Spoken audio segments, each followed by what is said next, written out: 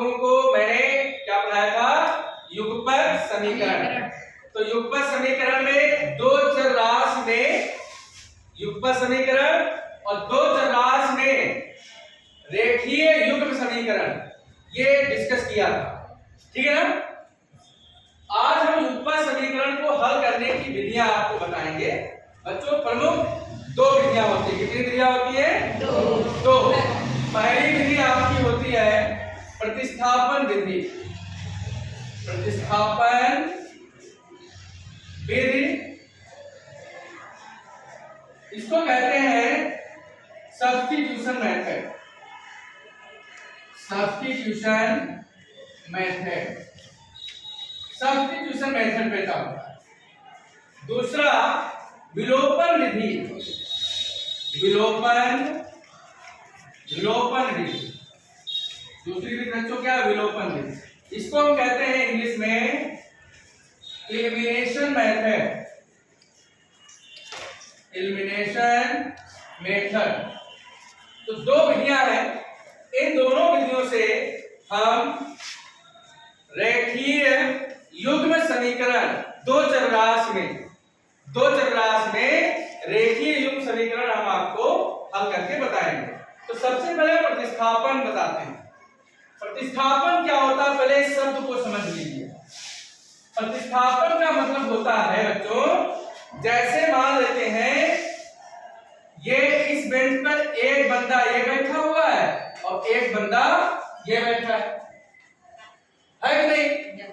अब हम इस बंदे को यहां से यहां पर हमको बैठाना है, तो इसको क्या करेंगे? यहां से हटाना पड़ेगा। यहां से क्या करना पड़ेगा? हटाना पड़ेगा। तो इसको यहां से हटा देंगे और इसको यहां पर प्रतिस्थापित कर देंगे। बात समझे कि नहीं? वही जैसे मान लेते हैं x और y में एक कोई समीकरण ये है और दूसरा समीकरण आपका x y में एक ये समीकरण है। ये आपके दो समीकरण हैं। ये आप एक एग्जांपल से बेटा समझ लीजिए।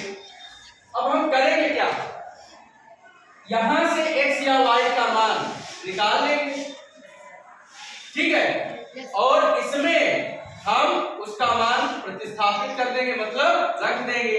तो जैसे समीकरण एक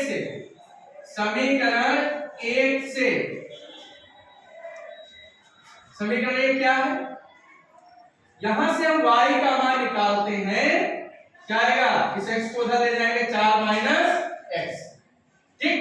और इसको समीकरण 2 में प्रतिस्थापित कर देते हैं। समीकरण 2 में रखने पर या प्रतिस्थापित करने पर, तो समीकरण 2 में प्रतिस्थापित करेंगे किसकी जगह? y की जगह। तो y यहां से हट जाएगा कि नहीं?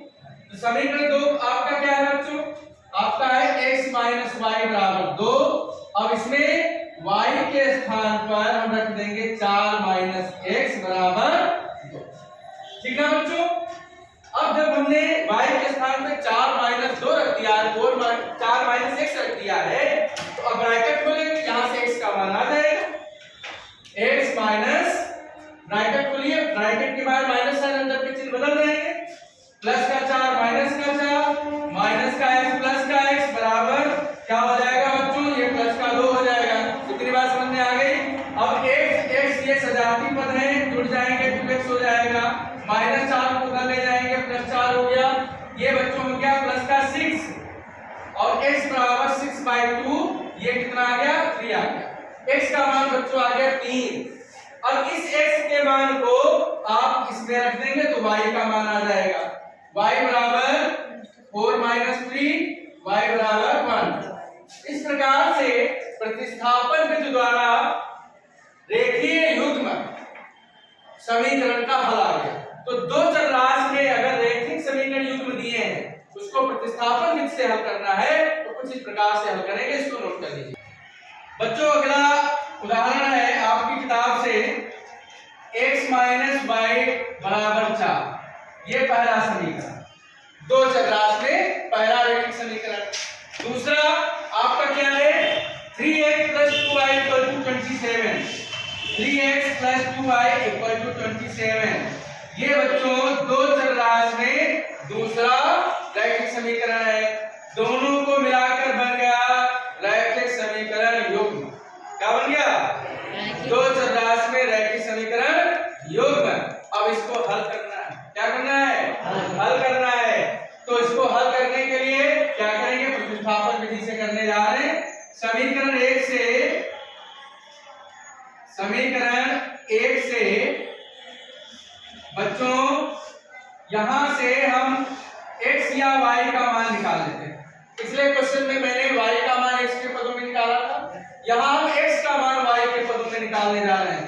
कोई भी फर्क नहीं पड़ता, चाहे x को y के पदों में निकालिए, चाहे y को x के पदों में निकालिए।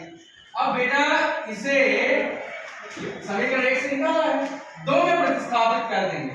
तो ये x की जगह इसको प्रतिस्थापित कर देंगे तो पूरा समीकरण किसमें बन जाएगा? y में।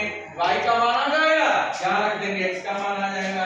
तो लिखेंगे समीकरण 2 में प्रतिस्थापित करने पर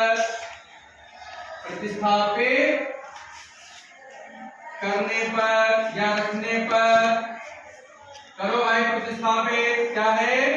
x की जगह पर समीकरण 2 में x की जगह 4 प्लस y हमने रख दिया, प्लस का 2y बराबर 27। ब्रैकेट खोलिए, 3 चौको 12 plus 3y plus 3y plus 2y 2y equal to 27 27। अब बेटा क्या करेंगे?